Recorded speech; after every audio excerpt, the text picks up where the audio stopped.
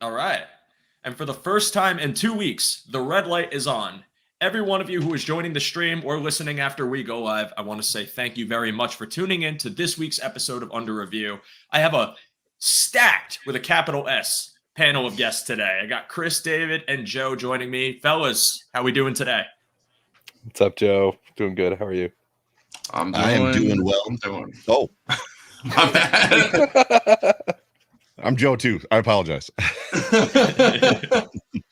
That's gonna get. I'm sure that won't cause any more confusion. I was kind of hoping that you would put me on the bottom, so like we could say that David and I were between two Joes, but it's all right. Yeah. There's a lot of Joe power on this show this week. And gentlemen, I appreciate your time.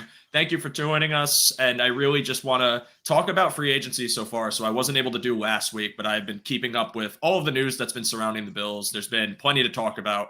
Obviously, we're going to talk about some of the people that we've signed, some of our re-signings, as well as the inevitable discussion, which is DHop Watch. Don't worry, that will come. It's going to be towards the back half of the show. So for all of you watching, if you're interested in that discussion, we'll get there. But fellas, it was pretty slow to start. Free agency definitely seemed like it was going to be more of a quiet time this year, kind of reminiscent of the 2018 year where Starlo Tulele was the big ticket signing. But we got some surprises and some pretty solid def signings that I think Bills Mafia, if you were to end the offseason tomorrow and this is what you walked away with, they wouldn't be over the moon about it. But I personally believe they would be pretty content just knowing that some of those positions were shored up. So I want to first start with some of the people that we've re-signed. And the biggest name, is Jordan Poyer. Easy. A lot of us speculated that he was not coming back. I think the income tax statement that came out a couple weeks back was kind of like, for me at least, my tell that he was looking elsewhere. And I do think he was testing the market, he said it himself, but he's back and on a pretty favorable contract. So Joe, I'll start with you since you were our out-of-network special guest today. What was your take on just that whole situation, and were you surprised that Poyer came back? Completely. Every ounce of information that I had gotten, both, as you said, gleaning from what he was posting and trying to read between the tea leaves to insider information and people that are connected to him, was he was not. And that was decided around week 10 or 11 of the season that he was done in Buffalo. Not that he hated Buffalo or that he hated Bills Mafia or anything like that, but he was just a little bit, from my understanding, disappointed in the lack of conversation and even like hey, what would it take? Kind of like just an opening volley of where are you at from the Bills front office. So when that news dropped, I was completely surprised because yes, he was talking with the Dolphins and it seemed like it was almost a done deal. And then the Raiders thing, I heard from a couple different people that the Raiders thing was actually getting traction. So when that information dropped, I was floored. I was like, what? Because I was pretty much convinced, like, even if the Bills did come back and be like, you've been floating around for 2 weeks, what do you think? I thought for sure he was going to be like, I'm out. Like, no. So yeah, totally surprised, excited and surprised. Yeah, it was pretty cool to have Jordan Poyer come back because that was sort of the biggest question mark, in my opinion, coming into this season, was just like, what do you do at safety with, if Jordan Poyer's gone and Micah Hyde's coming back from neck fusion surgery and you have DeMar Hamlin's whole situation and you're losing Jaquan Johnson, which is fine, in my opinion. But it was a position of just like, nothing but question marks. There was no certainty at that position. So now you have someone that you feel very confident in because he's been in the system for years and years now. Someone who's been an all-pro, someone who's been a Pro Bowler, someone who's been a captain and a leader for this team. It's just like, all right, now there's some solidity to this position. And I feel more confident previously. So. Yeah, when Micah got hurt in like week 2, I remember talking about this and how sad it was that like we probably weren't going to see those two guys back on the field together again, because it seemed from very early on last year that this was going to be Poyer's last ride, and nothing over the course of the year seemed to change that feeling. So yeah, it was a surprising development for sure to see him come back, and yeah, it's going to be great to see that we've got that that safety duo in, around at least for one more ride. Yeah, definitely. Again, I was kind of shocked that he came back too. I love Poyer. I was all for him getting a contract that he rightfully deserved for all the work he put in Buffalo and for the play he gave us. Really thought it was going to be somewhere where there was a need for a safety, where it was Atlanta or Vegas. I almost called him Oakland, excuse me. But to answer this question here, because I think it is interesting, I would certainly imagine that he wasn't content with some of the offers he was getting from the other teams. I mean, given what has been said here, it seems like he tested the market and probably valued himself higher than what he anticipated actually receiving. And it's clear that he was looking at other cities. The other cities didn't present offers that were, attractive enough to him. He knows Buffalo. They put the offer on the table for him. It's come back to us. You know this place. This is your home. Like, come play for us for a deal that we think is fair. And he thought it was fair at some point because he wasn't getting anything higher. So I do think he tested the market out. It didn't go as well as he hoped. Buffalo was like, hey, here we are. And here he is again. And he's back. And I'm very pleased. I'm sure the panel's pleased. It's going to be nice to not really have as big of a question mark as safety. Now that you have Hyde coming back, Poyer coming back, I think the only question mark you still have is their health going into the year. But even then, full off season of rest and recovery, who's to say they can't come back in full strength? So now, Pete made a point about the injuries last year being potentially something that hurt him on the market. I could see that too. Mm-hmm. It's not just that. There's an interesting graph of age, right, and declining ability that kind of crosses at a certain point. And even when you look at OBJ, I'm not asking for 20 million. Can I get 4? And I'm worth at least that. To which I responded, I think I requoted his tweet and said, maybe you're not. Maybe you're not worth 4 million a year. I mean, it's what the market can bear at the end of the day. Very rare is the Von Miller at 32, 33 getting a $20 million a year deal. And I think Jordan probably felt that he was set to cash in a little bit. I think playing through those injuries was a big piece. Like, look, I'm in this. Like, I'm not going to get injured and dip out on you. So even if you do pay me, whoever you are, you're going to get the most out of me. And I think at the end of the day, it just turns into wrong side of 30. Where's your ability? Is it declining? Is it not? His isn't. I don't think he's hit that wall yet, but it's that graph wins, right? That X graph of age and declining ability wins more than not. Mm-hmm. And I think too, you talk about Miami being one of the big suitors. I thought that was interesting because after the Ramsey trade went down, I kind of wrote them off. I didn't think there was really going to be a shot. They spent a lot of money and gave up some draft capital for Ramsey. Plus, their safety room is kind of established already. So it was weird to me that they would want to give Poyer money and him go in. And I honestly wonder if part of the decision to not go was also because they might have used him as rotational depth and not as the captain or the starter like he is in Buffalo, where he'll actually get the chance to play most of the meaningful snaps in defense and contribute more than just being a backup safety. So it's good to have Poyer back. I'm super excited about it. There were other players re-signed too. Bakker, Matakevich, Dodson, Quessenberry, Dane Jackson. Is there anyone else on this list that you're happy to be bringing back, or someone that you didn't really expect them to bring back that kind of led you guys to be like, oh, okay, sure. And Chris, I'll go with you to start this one off. I thought Matakevich was going to be a guy that didn't make it back just because at a certain point, these special teams guys, they spend a good amount of money on these special teams only sort of players. So, but he has been a consistent force on that, and on that aspect of the ball, and it's kind of nice to see them going for stability there. I like David Quessenberry a lot. That's the other one I'll say. He was hurt. He gutted it out. He's the type of guy who just come back from, 2 bouts of cancer. Doesn't have a ton of wear in terms of NFL snaps just because he's missed a bunch of time with injuries. But I like him as a depth piece. Yeah, I was glad that they did end up bringing Dane Jackson back. I know people kind of quibble about the money and all that. I don't really care about that. It's 1 year, so be it. But what it provides is more depth at corner, where now you're looking at Trey White now back fully healthy, not having to recover and figure out when he's actually going to play from his torn ACL. You have Kyer Elam in year 2. You have now Dane Jackson kind of competing for that spot at CB2. And then you also have Christian Benford, who started the year at CB2 last year. It kind of allows you to take Christian Benford, who they like as a sort of potential conversion to safety, and actually commit to that experiment if they really want to do that. Instead of just sort of being like, all right, well, we don't have Dane Jackson and we have Kaiir Elam, who, kind of struggled to stay on the field last year just by the confidence of the coaching staff.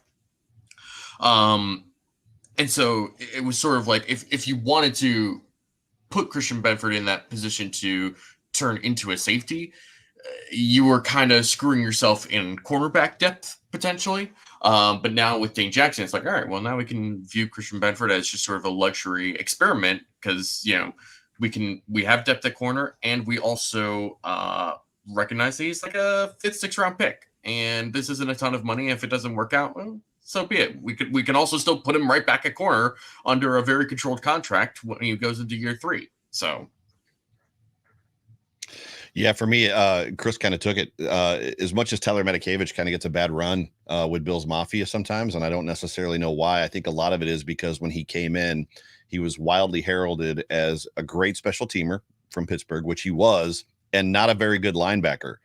Well, I think Matakevich has proven, and not to the point where it's like, oh, he's clearly Edmonds' replacement. I'm not saying that, but he has proven that he is not a 3-4 linebacker, but he can absolutely play well enough to do spot duty in a 4-3 when we've seen him in preseason, when we've seen him the red versus blue games, when we've seen him at training camp. He's active and alive on the field. So I was actually very happy about Matakevich coming back for the special teams, and also just as a depth piece.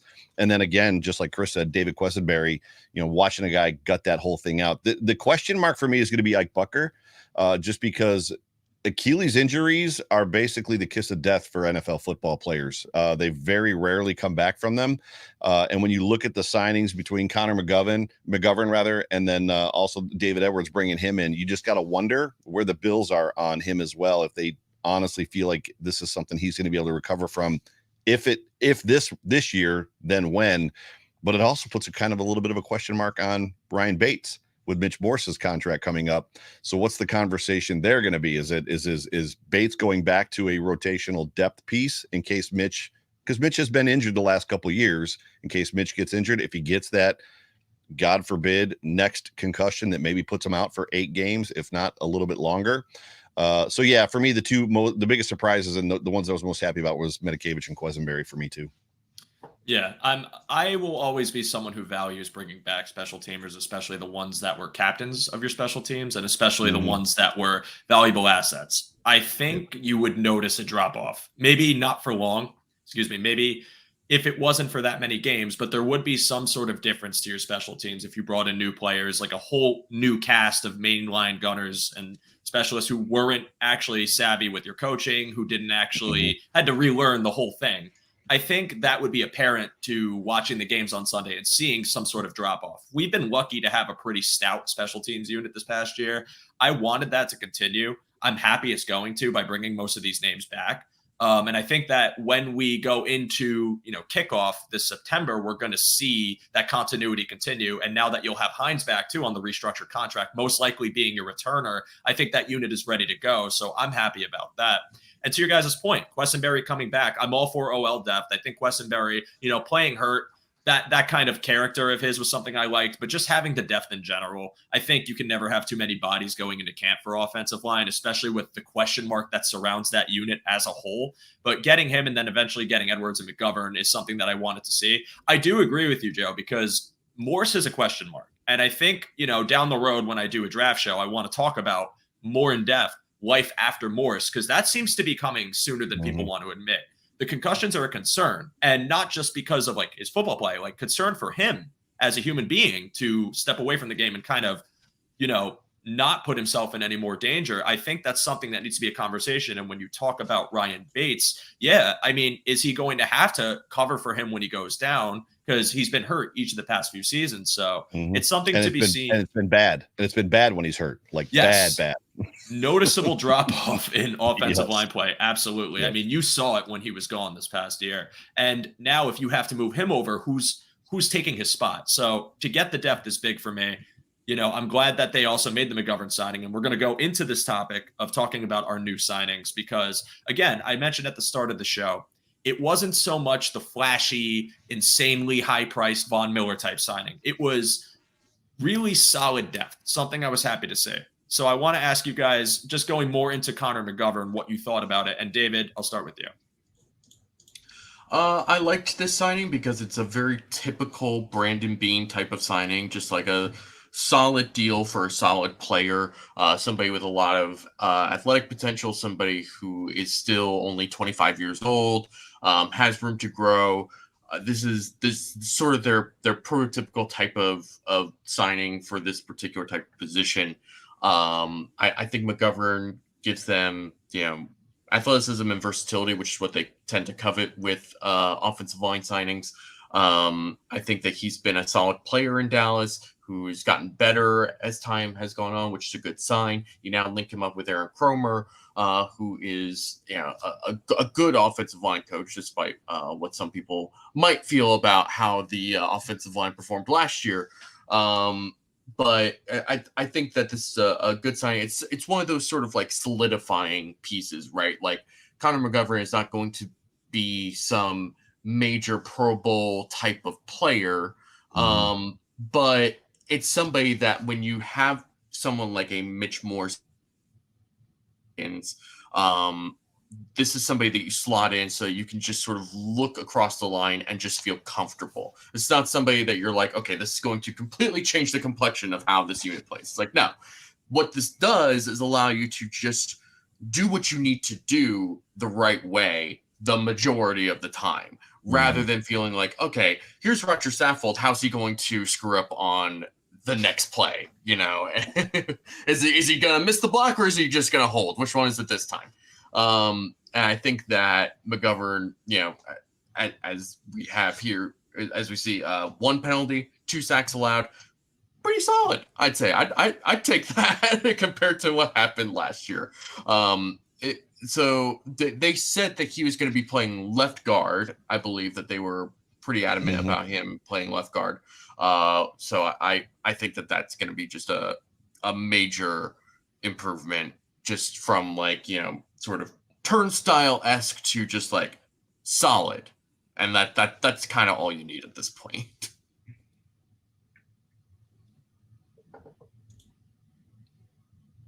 I didn't know if Chris was going next or not. I feel like he actually is the one that said that he was going to be playing left guard, because I remember it raising a question to me, because I feel like Ryan Bates is a better left guard than right guard. But the whole thing is, to me, it's going to be interesting to see how it plays out, because David Edwards has played both sides, right and left, right? So it's going to be, yeah. So Chris, go ahead. You unmuted there for a second. I was just trying to fill the void. Sorry. Yeah.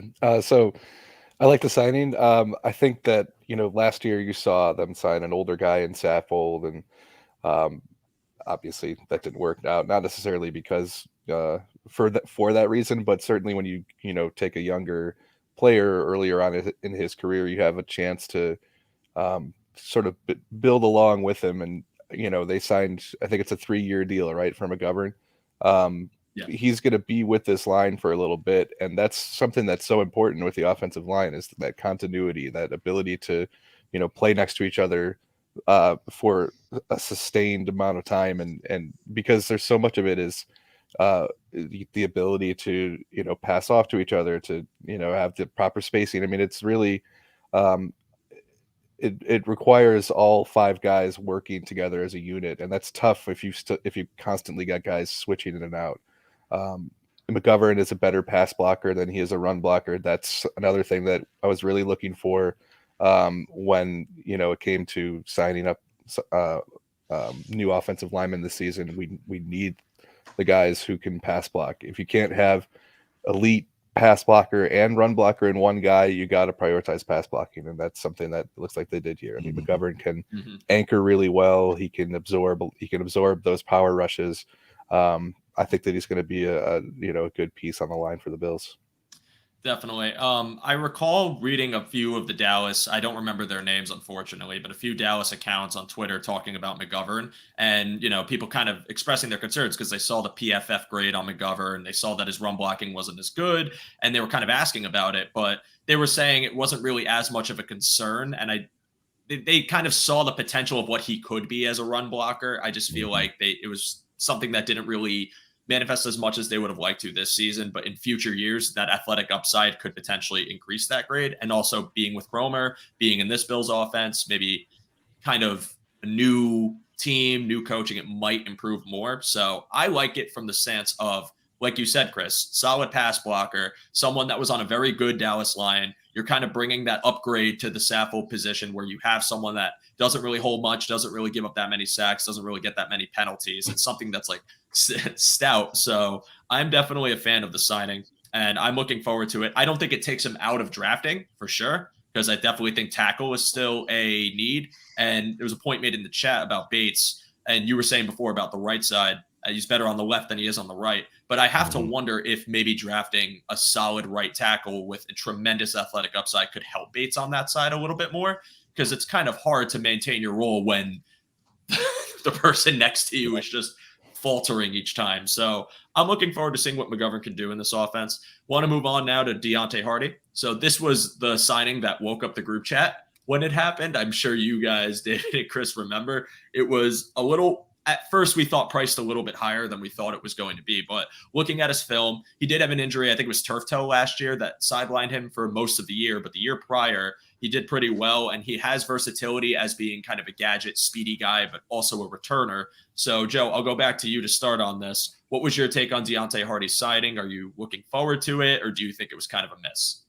It's not a miss. Excuse me. The numbers again spoke to me just like they did to you, and it turned into a immediate, like, to the keyboard. What is, what I mean? Like, what do I got to figure out about this guy to find out why this made sense? So the Bills clearly valued him for the outlying stuff that he's going to bring, like the whole scoop that he's going to bring, to include the returning part. So you got to assume, you have to, and as much as we sit here and we prognosticate and we assume, and we're always wrong when the season starts, that he's going to take over some of those return duties from Nyheim Hines, probably at least the kick return, not the punt return. And you would probably expect to see Nyheim Hines with an elevated role in the offense. I think what's weird to me is like this constant feeling that the Bills need a 9-route guy, that they've got to have a deep player. They just really, like, we hear it on the radio, we hear it on these shows, we read it in blogs, that the Bills are just really lacking that guy that can take a team over the top. They had fast guys. Stephon Diggs is fast. Gabe Davis has great verticality, like speed. Verticality and getting deep isn't always just about speed and how fast you can get down the field. John Brown, when he came back, wasn't slow. Like, it's not like his 40 time dropped 0.4 of a second when he came back last year. I think there's an aspect that the Bills didn't. I mean, obviously defenses play to cover 2 against us a lot. They weren't going to let us beat them over the top. Do we expect that to change this year, that all of a sudden defenses are going to go to a cover 0 or a cover 1?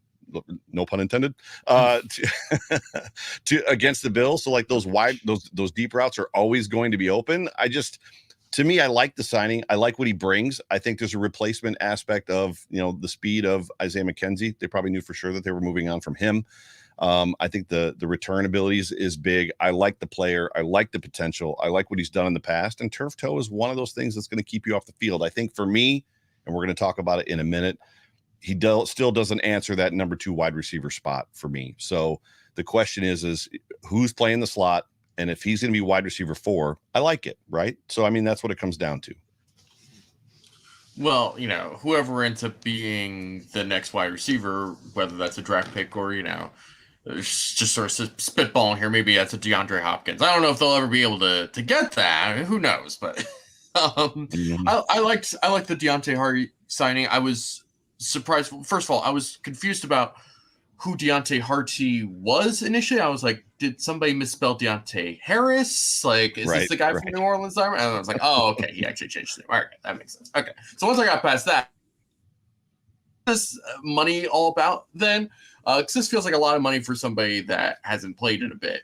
But then you see, like, there's a lot of incentives built into this, and it's like, okay, if he actually does contribute this much to the Bills throughout the course of his contract, then, well, yeah, he's definitely earned that then. And you saw a lot of analytically inclined people, a lot of PFF people really loving this because they loved how efficient he was on just a per snap basis, right? Just like when this dude got the ball, he was picking up a lot of yards. When he was put in a position to make plays, when he was put in space, he was going out there and he was getting production. I think that's what they really want, because they spent the entire season in 2022 trying very, very hard to find anyone to play that slot position effectively. And they just couldn't. And it got to the point where they were signing John Brown and bringing Cole Beasley out of retirement because they just needed some sort of production out of that spot. And so I feel like putting Hardy in the slot has a lot of potential. I don't know if this is necessarily their ideal answer for this. It feels like they want him to be the wide receiver 4. And I think that would be a great spot for him.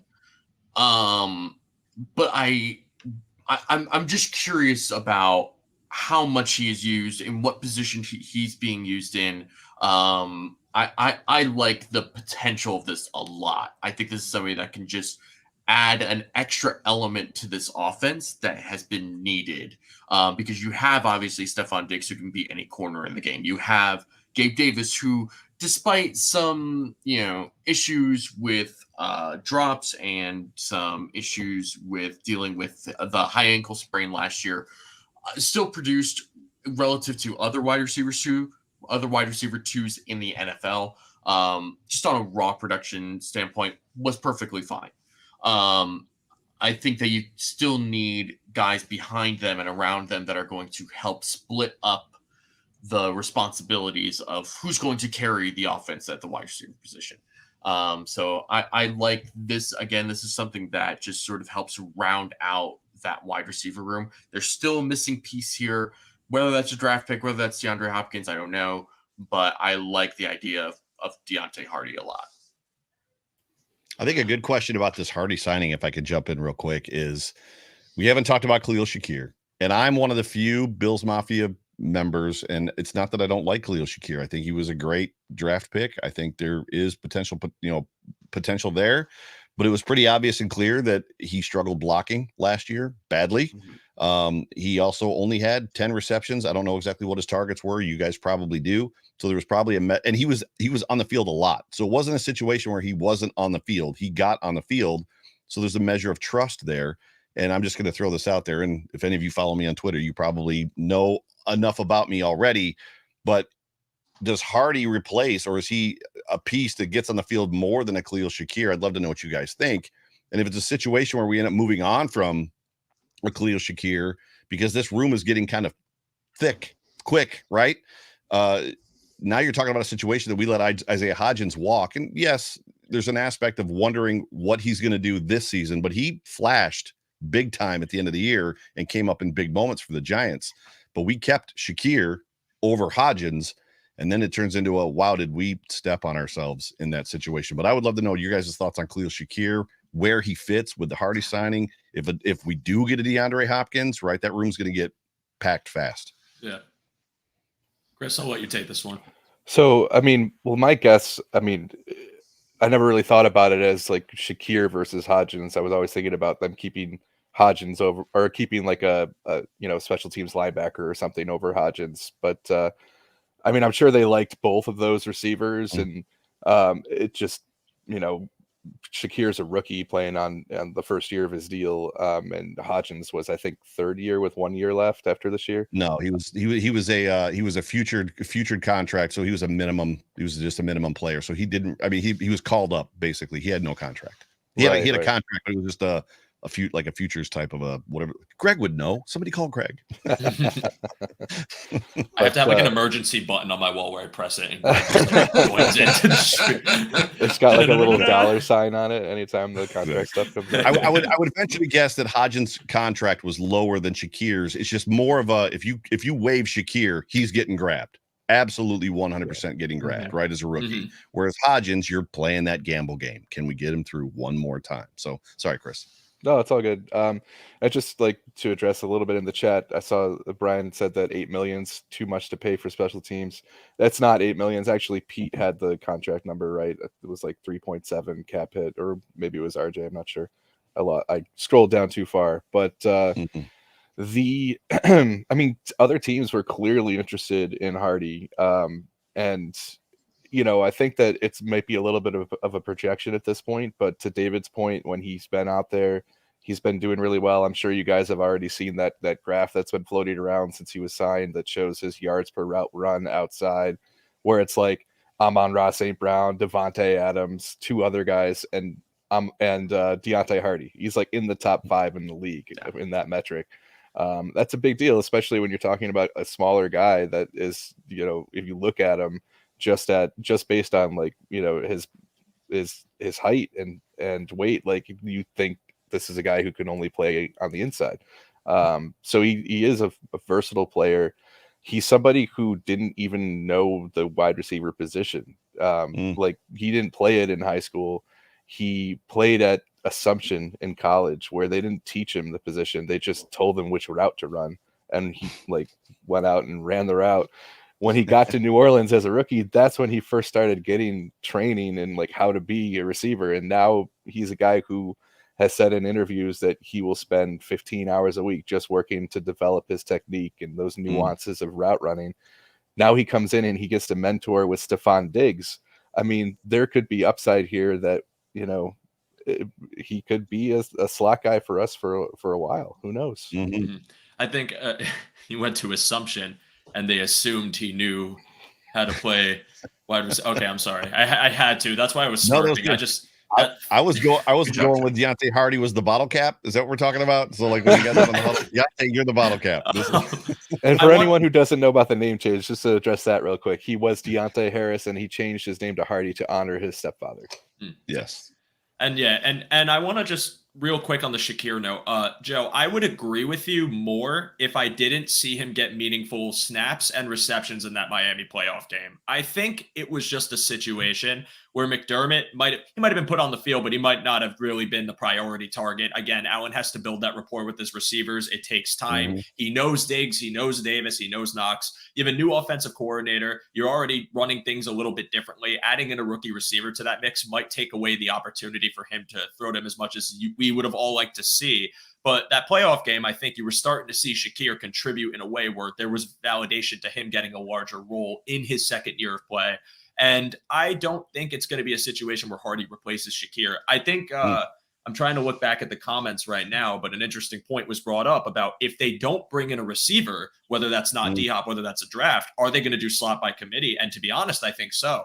But I would think Shakir is going to get a majority of those slot snaps, and you would have Hardy be doing some motion or maybe something just short range, and then Sherfield more the same thing. And I think we should move on to Trent Sherfield because this was a signing that I think a lot of people saw the name, saw he was from Miami, and was like, let's go, one less Miami receiver to worry about. But also, he's a great pass blocking receiver. He is fast, especially for his size. I think he's 6'1" and like 210, something along those lines. He's a valuable special teams option, but someone that could contribute on offense. So, David, I'll ask you, what were your thoughts on this signing?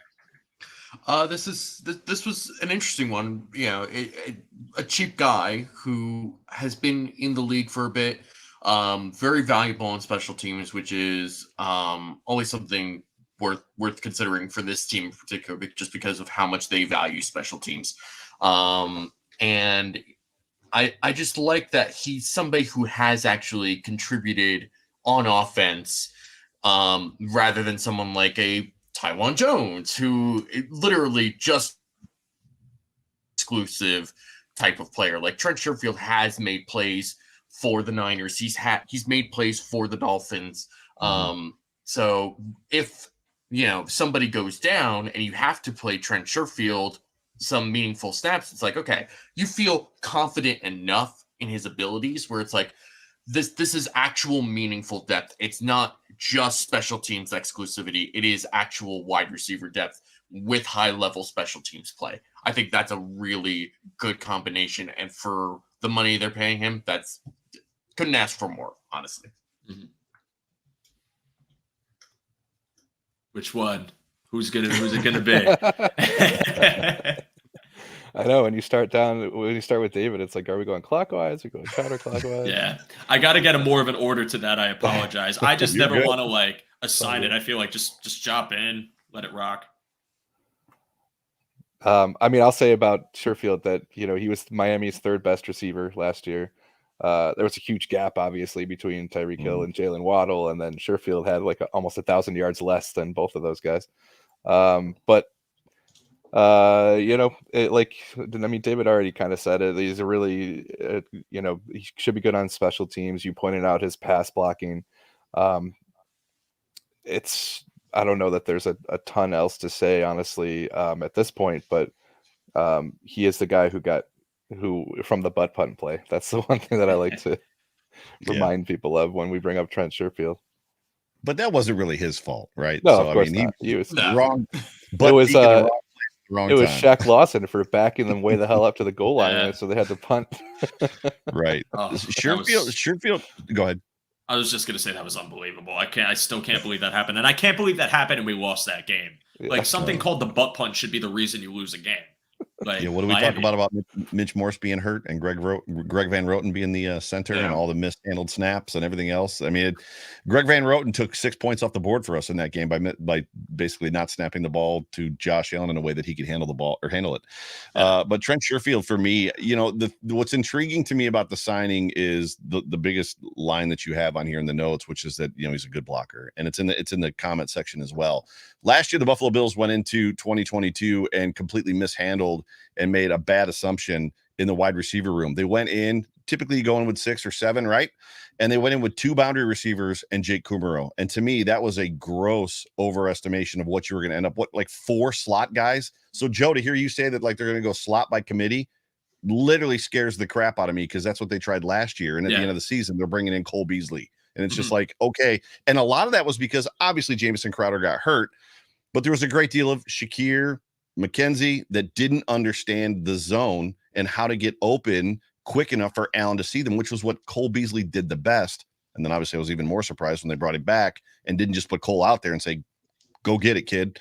So they kind of like tapered him until the playoffs happened, which was fine. But the Trent Sherfield thing for me is, again, this wide receiver starts getting stacked. I have the privilege and the honor of doing a show with John Fina, as everybody knows, who's a former left tackle for the Buffalo Bills. And the thing that he picks out the most, and probably because he wants to defend offensive linemen, is also how bad at blocking our wide receivers are, our running backs are, our tight ends tend to be.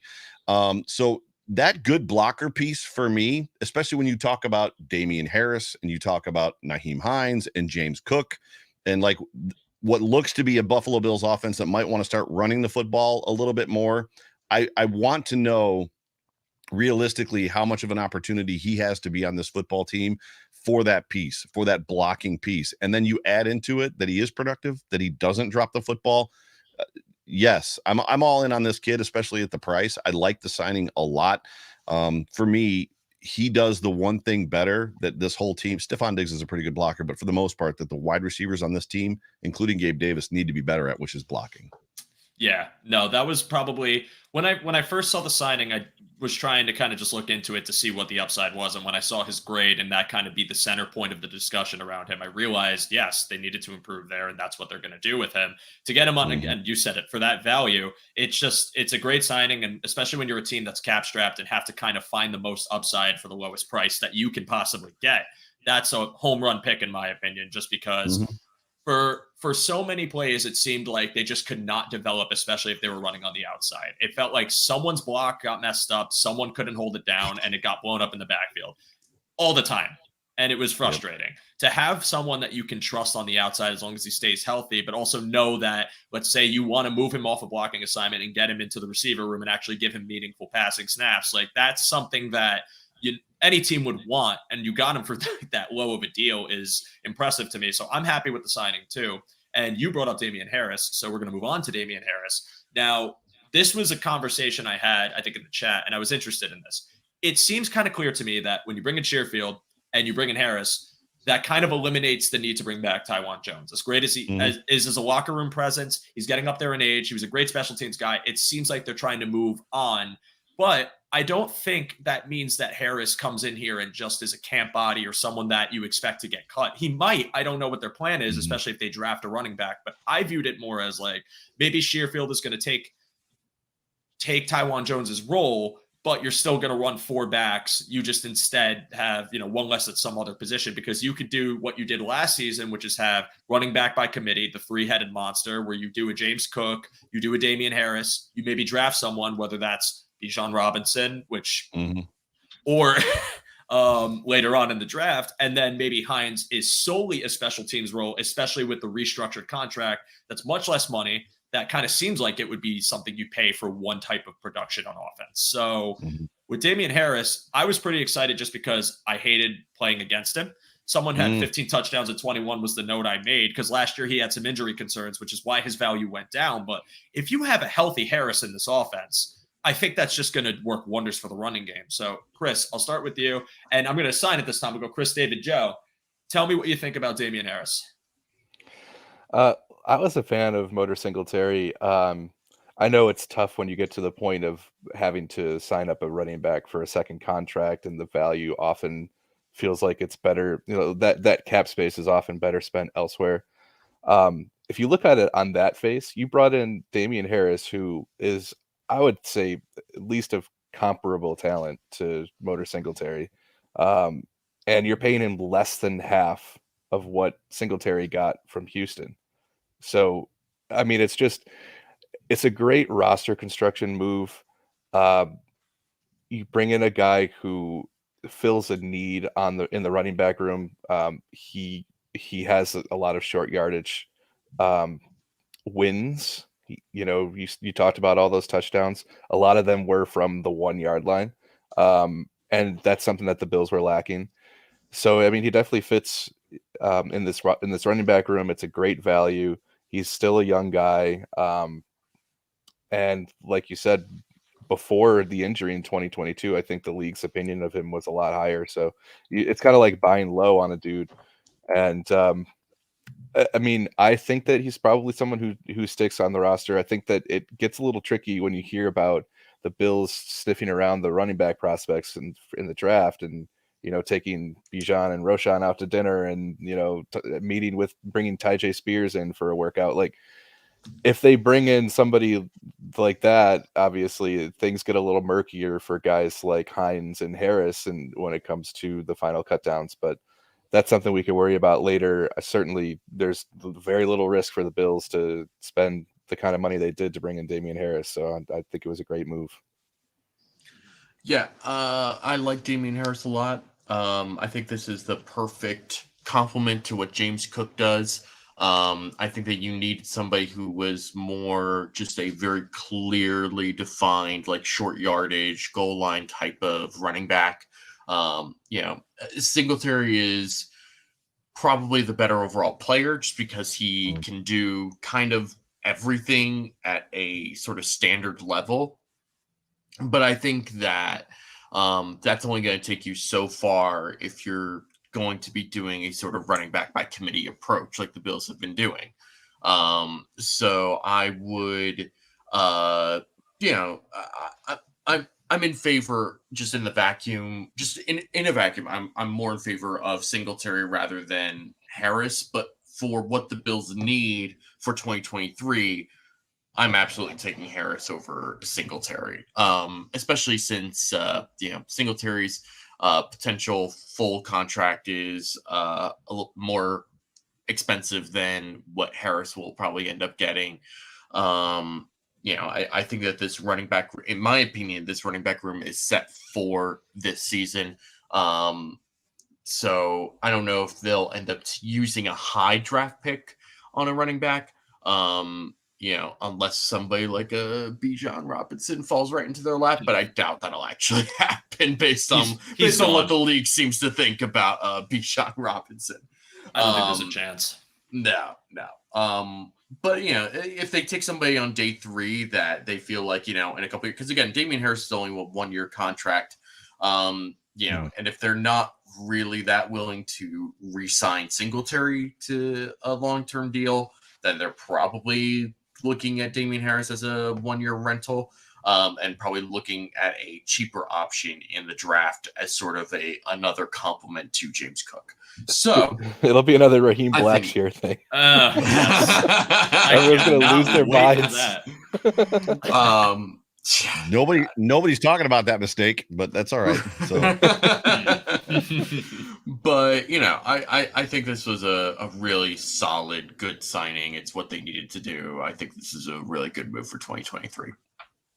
yeah, upon the first initial signing, it's like, yes, because again, to Joe's point, I'm sick and tired of this guy mowing us down, right? Every time he gets the football. Not that the other kid, was it Ramondre Stevenson. Ramondre Stevenson, not that he isn't worse at that, he's just as dominating or can be.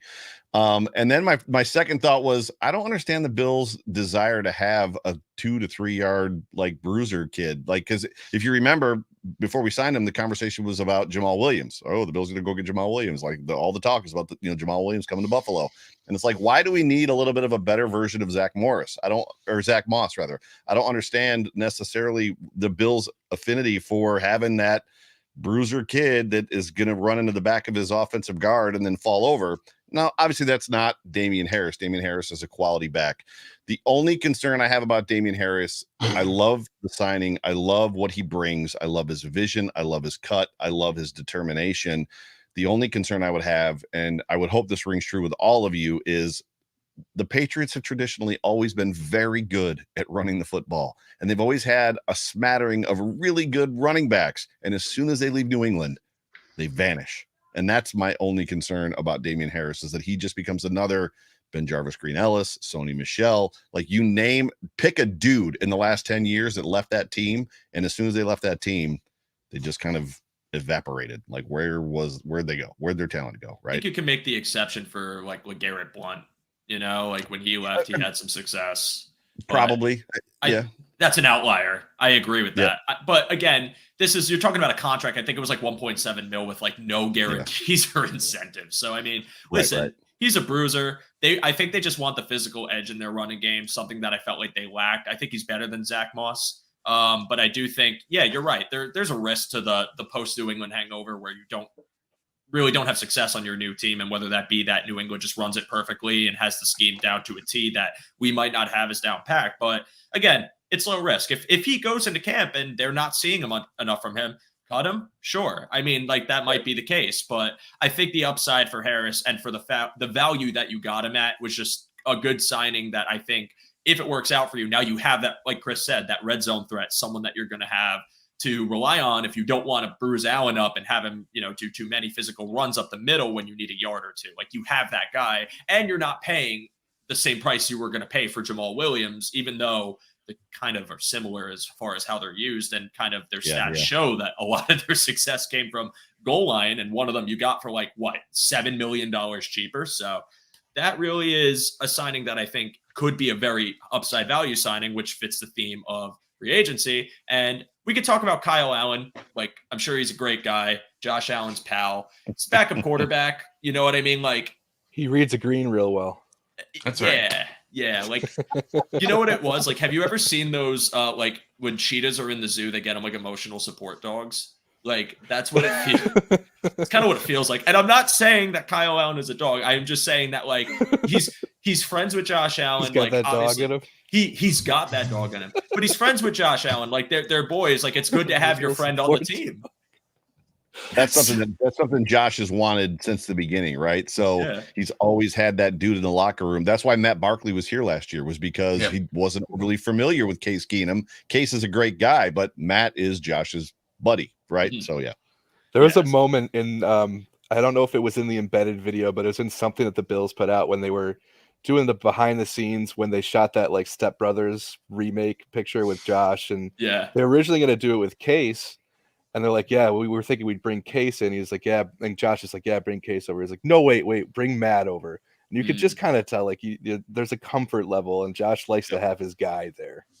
And like you got your dude hyping you up, like there. You feel like you're invincible. Like if you're with your friends at a bowling alley and you bowl a strike and your friends hype you up, like you feel like you could punch a meteor back into space with that energy. So I feel like, imagine that on game day where you have Josh maybe makes a great throw or makes a great play, and Allen's there, the other Allen, hyping you up. Like that's something that I think just a morale signing. Like obviously, if you, and Greg says this all the time, if you have to rely on your backup quarterback, you're screwed. But Oh yeah.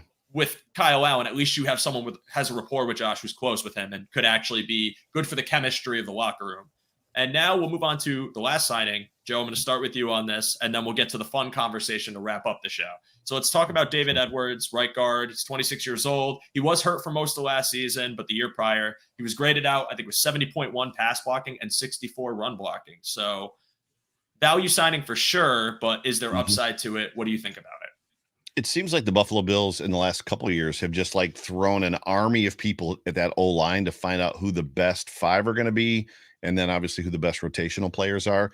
I like the David Edwards signing, like we talked about it earlier, along with Connor McGovern. It's going to come down to what is happening with Ryan Bates. And somebody put in there that Ryan Bates is a drop-off from Mitch Morse. Yes, Mitch Morse was signed for $54 million and extended, or $52 million.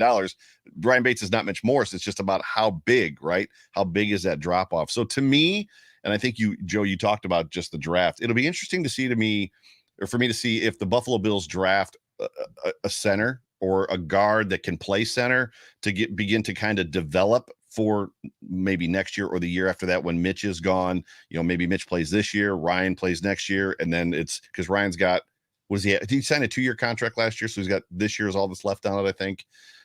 Regardless, I like the signing of David Edwards. I like the value. I like the rotational ability as far as like more bodies that are good, that are capable to block, keep Josh Allen upright and keep it from getting slammed, hopefully open up the run game some. But I'm going to be incredibly interested to see how the whole thing plays out between the guys they brought in, who we have in the past, and kind of like where everybody ends up. Right. Does that make sense? Yeah. What you got, Dave?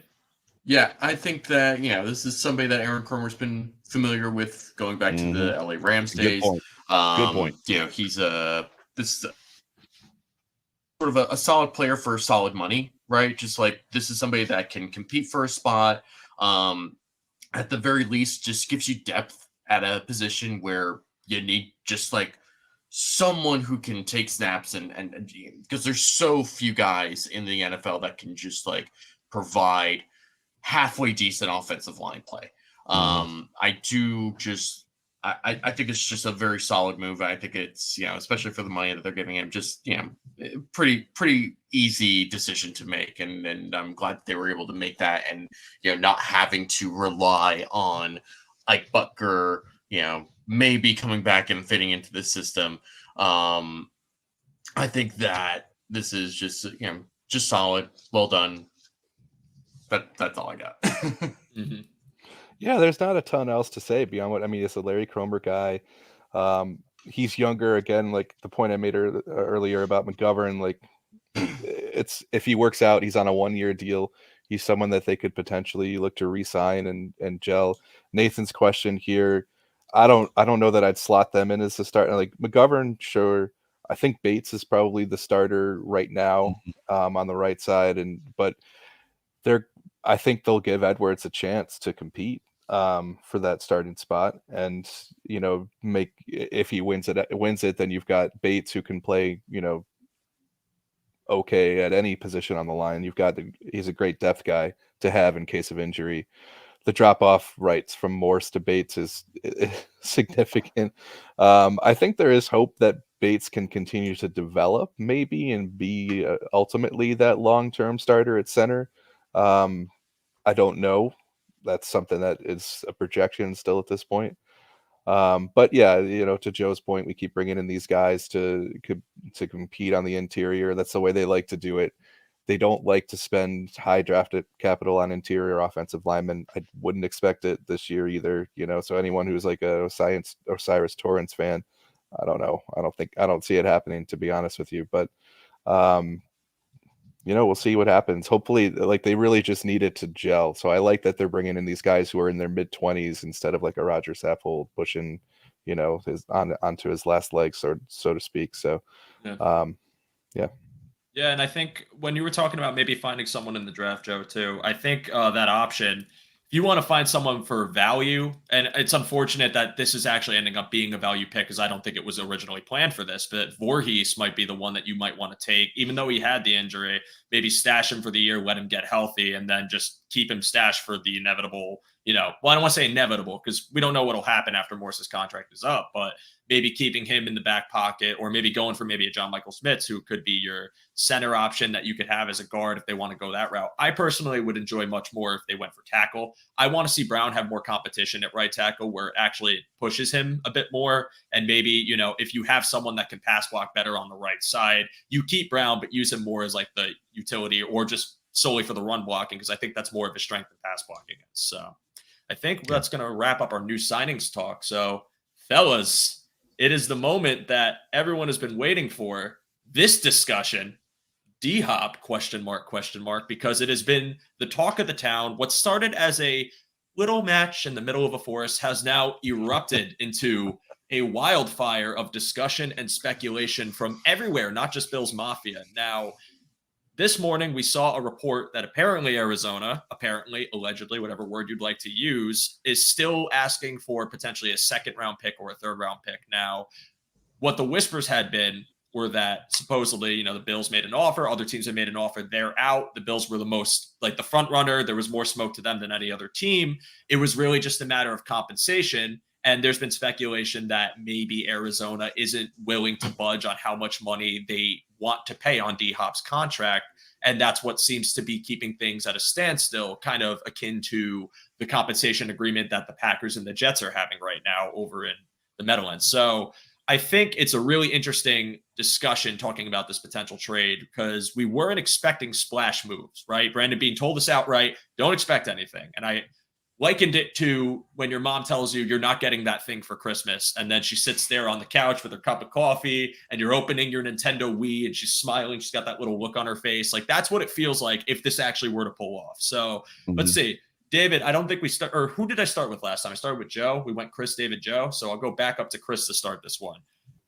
Give me just your thoughts on this whole situation. Like, what is the likelihood of it in your eyes? And what do you think needs to happen for what's the last hump that you think they need to get over that could make this trade happen? Well, first of all, I fixed your banner for you.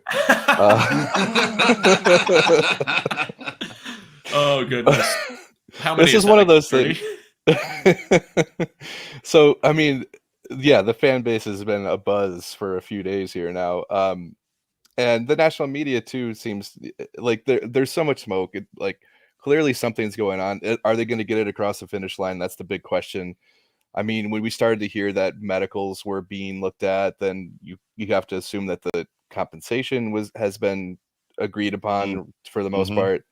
But we don't really know anything for sure at this point, so it's just kind of like waiting. And I remember when the OBJ visits were happening, and it just felt like a deal was imminent, and it just felt that way, like day after day, week after week. It started to stretch on, and he still hasn't signed anywhere.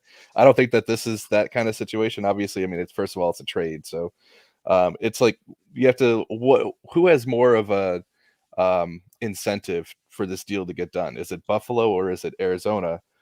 I don't know. I feel to me that there's a little bit more incentive for Arizona to move DHop than there is for the Bills to bring him in. As good of a player as he would be for the Bills, there are, receivers in the draft that they could bring on. It's just, it would be a great luxury to bring a guy of that caliber to the offense. I think that it's just, is Arizona going to take on some of that cap? That's, to me, is the big question, because they need to in order for it to get done. Yeah, my guess is this sort of standoff is probably on the part of the Cardinals, and largely to try and generate as much interest as possible. And that probably means this is going to be a draft day trade, right? Where they're just going to keep holding it and holding on to it until they feel like their hand has to be forced and actually make a decision, because I just can't imagine them actually holding on to DeAndre Hopkins for 2023. It doesn't make sense for what they're trying to do in the future. It doesn't make sense for them right now, honestly. to just pay someone for what I imagine to be a pretty bad season for Arizona. I think that if you can get something out of him, even if it's a couple of picks, even lower picks, this is truly better than just letting him play out his contract and then having him be a cap casualty the following year with nothing to gain from it. So I think Austin Fort, right? That's his name, the new GM in Arizona, whatever his name is. I think because he's new and trying not to just get, taken advantage of early on. It's just holding on to this and trying to play hardball. He knows that he doesn't have a ton of leverage. So he's just trying to work with what he's got and make something out of this. Unfortunately, it's just going to take a lot longer than anyone would actually like. So I read somewhere online that the Cardinals wouldn't have to take on some of his salary, that if they put a couple void years at the end of it, that they can actually get his salary down to like $4.5 million. Now, that is the epitome of kicking the can down the road, and I don't necessarily know how much the Bills want to do that. This is lining up to be very much like a situation where it looks like an Ezekiel Elliott situation where like he could end up being cut if he's not traded, right? If they want to remove him. But that team is a dumpster fire. I mean, they've got huge problems, especially when did you know that Cliff Kingsbury was going to get fired? For me, it was when Murray's walking off the field after a play and you could read his lips when he's yelling at his head coach, calm the F down. Right. And that's the moment where I'm like, oh, Cliff's getting fired. That dude's done. Like, he's cooked. As far as DHop goes, when that initial report came out, I immediately messaged Bruce Nolan and Jay Spence the King. And I was like, yes, that guy. Like, I don't want OBJ like that. Bring me DHop. When my number 2 wide receiver has a drop rate of 50%, find me the guy that didn't drop a pass during one of his seasons as an NFL player. He's an incredible jump ball guy. He has verticality. He can play almost all the positions. There's an aspect for me, and you can tell I'm excited, right? There's an aspect for me that he changes the face of this offense and what it can do. And it takes us from the back half of last season, from halftime at the Green Bay game, where that offense just could not figure itself out.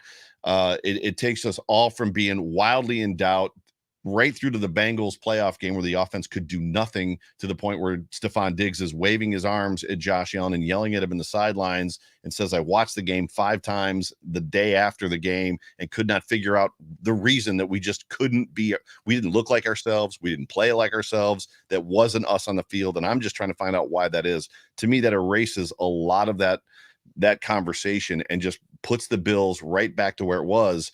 And I said it when we kind of came in backstage. And then if they go and they court and sign Calais Campbell, it's Super Bowl or bust for me. Again, like, we're right. Like, I immediately go for part of the reason I'm on this long break that I'm on is because I still haven't gotten over that Bengals game. There's a great deal of like what that season was supposed to be. And I know we went through a lot as a team, as a city, as a fan base, DeMar Hamlin, the shooting and all that stuff. And I know that they went through a lot, and I know that there was a lot on them. And, we don't even talk about John Murphy having a stroke. Like, that's how much crap happened this season that our number 1 analyst for the radio, we don't even talk about him, who's been doing it since Van Miller left. Nobody talks about it. Kim Pagula. So I get it, but like, we've all been like smashed. All of our hopes and dreams going into this season have been smashed so hard. To me, you give me DHop and Calais Campbell, and I'm right back to where I was at the beginning of 2022. Like, I'm like, oh, that's it. There ain't nobody beating this football team. We can beat everybody on our schedule. Yeah. So I'm all in on DHop. To me, that's the answer, right? Gabe Davis is probably not re-signing as a Buffalo Bill next year. You're not paying him Christian Kirk money, are you? Right? So give me DHop for 2 more years. I'll pay him Jacoby Myers money, but yeah. Well, I did make this point in Spaces yesterday. I think what DHop brings to the Bills isn't just his talent, his ability, but the long-term implications of having DHop on your team for Gabe Davis. Gabe Davis, obviously, we've talked about it all season about, is he the wide receiver 2? What's his ceiling? Did we see his ceiling? Now, I'm a defender of Gabe Davis to tell you, I think he's one of the better wide receiver 2s in the league. I think he had a good year. I think the catch percentage is a skewed stat based on the fact that he's a vertical guy trying to catch low probability plays. It's just, that's what happens. Well, hang on. That's Joe. That's a great point. But then you have to adjust the conversation about him being a number 2 guy, right? Right. Because then defenses easily do what we saw, which was put the number one guy on Gabe Davis, who he can't beat, and then bracket Stephon Diggs. When that conversation happens, he's no longer a number 2 wide receiver in the NFL, right? No, and I agree with that. That's why I'm not going to tell you he's the best. Of course not. Right. I think there's obviously better options in the league. You could talk about T. Higgins. You could talk about Jalen Waddle, but I still think the numbers Davis was capable of putting up, especially when everyone was healthy in the offense, were good enough for me to call him wide receiver 2. But you are right, because there were situations where, best corners on him, he's not making a play, or there were some untimely drops. He is not without blame. I will tell you that right now. But why I think D-Hop's beneficial for the team is because if you bring him in, now you almost have the opportunity to take Diggs and move him wherever you want as your ace in the hole for any type of defense, where you could have D-Hop and Davis lining up outside, going up top, but you still have to respect Diggs underneath, and he's going to give your linebackers or nickel corners or whoever you decide to put on him hell, because he's so good at getting open. Now, again, when you have D-Hop on the vertical side of the ball and he's going up top and his catch radius is as big as it is, and he's so good at catching contested catches and being that 50-50 guy, all of a sudden teams are going to change the game plan and how they cover the Bills. And you're going to see Davis getting more favorable matchups. You're going to see Davis getting more opportunity with limited amounts of role, because these other 2 guys are getting a lot of the passes. That's where he thrives. That's where he thrives. And with that means the money is going to go down in a way where he's still going to get a contract for the position he's worth, but he's not going to make Christian Kirk money. And I think that's something that unless somebody else decides to throw it at him, because let's be honest, the tampering period is a thing. It is. And Trent Balky, if you watch this show, Balky, I never knew how to pronounce it. Thanks, appreciate it. But it's one of those things where now, if a team doesn't do that, you have the opportunity to pay him a contract that's much more favorable for your team long term, where you get to retain him. And then if D-Hop does leave, now you just go to the draft and your receiver room is still quality. So that is something that I think the value of the D-Hop trade provides. Whether it happens or not, I'm really on the fence on, because it seems like the Bills have done everything they've wanted to do on their end. But if Arizona's playing hardball for the sake of playing hardball, they might have to play the waiting game. And who knows if Dean wants to wait around, or if he wants to just move on and find a different option or go to the draft. So I guess, one thing that I would do if I was Bean is say to Arizona, like, look, we got Calais Campbell coming in on an interview. Like, we don't need both. We can't take both of these guys. So like, if Campbell wants to sign with us, we're going to sign him, and then we're pulling the trade offer for D-Hop, because we just don't have the space. Even if it's not entirely true, I mean, it's true enough, right, that it could give them some. It could give them a reason to kind of push Arizona to lock it up. Well, if you sign Calais Campbell, and I know they play different positions, one's a 1 technique, one's a 3, but Ed Oliver is gone, right? You're moving Ed Oliver and his money. So, which pays for potentially both of those guys, just that one player pay. And that's the question. Are you trading Ed Oliver for Calais Campbell and D-Hop? Yes. You are. Yeah. I haven't heard any. Have you guys heard any rumors around? I mean, other than us just kind of projecting that Ed Oliver should be traded? I haven't heard any. I have heard no smoke.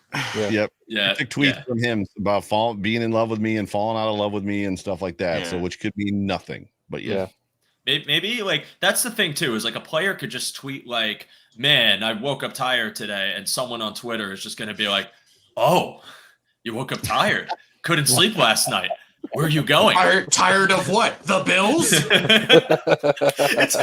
I want to like have like classes or seminars next off season on cryptic tweeting. Like I want to host a space or a podcast where I just have people join me and we do some deep breath exercises and we learn to not read everything at face value, especially when someone like Stephon Diggs has told you all to stop looking at his Twitter because it's oh my goodness. He probably just screenshots people's responses and passes them around on like his friend group.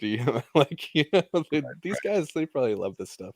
They probably get such a kick out of it. They love stirring the pot because he could tweet an emoji like, do you know how broken this fan base would be tomorrow if Diggs tweeted a peace sign? Just that. Oh, it'd be over. Yeah.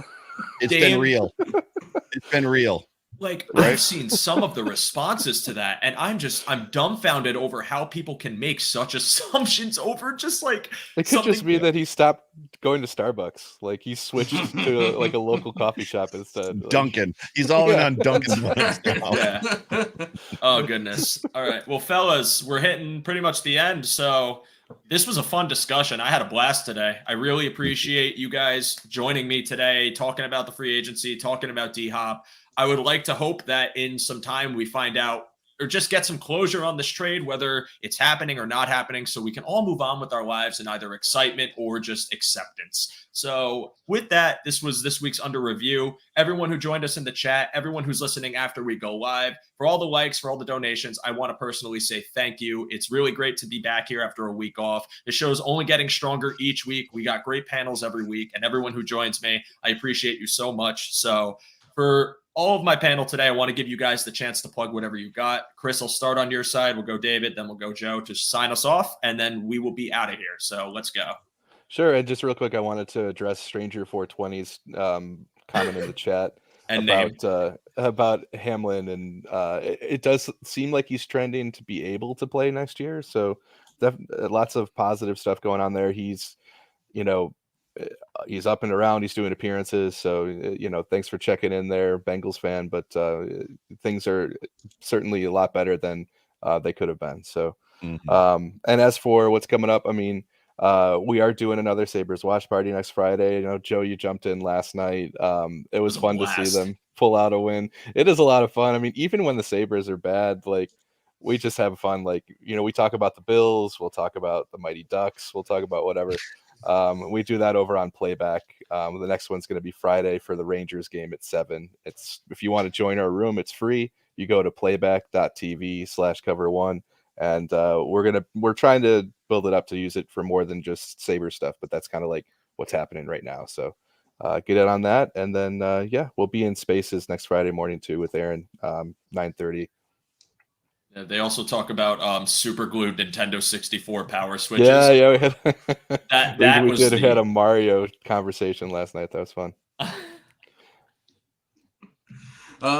So you can usually find me in the season writing a recap after every game. You can also find me with the venerable Kyle Salagi on Monday nights at 7 p.m. on the Cover One Roundup, where we try our best to stay as serious for as long as we can before we inevitably veer off into our usual nonsense. So you can also follow me for the usual nonsense on Twitter at DFAUXY or at DFoxy. And super excited to be here. Thank you so much for the invite and the warm welcome and just including me in the conversation. My name is Joe Miller. You can find me on Twitter at Joe Miller Wired. I do 3 shows for Buffalo Rumblings. I do the Overreaction post-game show, which in the offseason isn't a post-game show, but it's still me monologuing for an hour, which is sometimes fun and sometimes not. I host the Off Tackle with John Fina show with former left tackle of the Buffalo Bills, John Fina. And then on Wednesday nights, that's on Monday nights. And then on Wednesday nights, I do the Hump Day Hotline with at J Spence the King. So follow me on Twitter. I like to interact and engage. I try not to be too snooty. I try to be just fun. But, sometimes if you strike me on the wrong day, I might clap back. But other than that, good times. I don't blame you one bit. And Under Review live every Saturday at 11 a.m. We'll be doing different discussions every week about the Bills. Follow me on Twitter at ShowDeRosa. I tweet about the Bills, and I also tweet about complete nonsense that you might care about. So, that's great. But for everyone who tuned in again, thank you so much. To my panel today, thank you so much. This was such a fun show. I had a blast. We'll be back next week. You all enjoy your weekend and take care. Go Bills. And go Bills.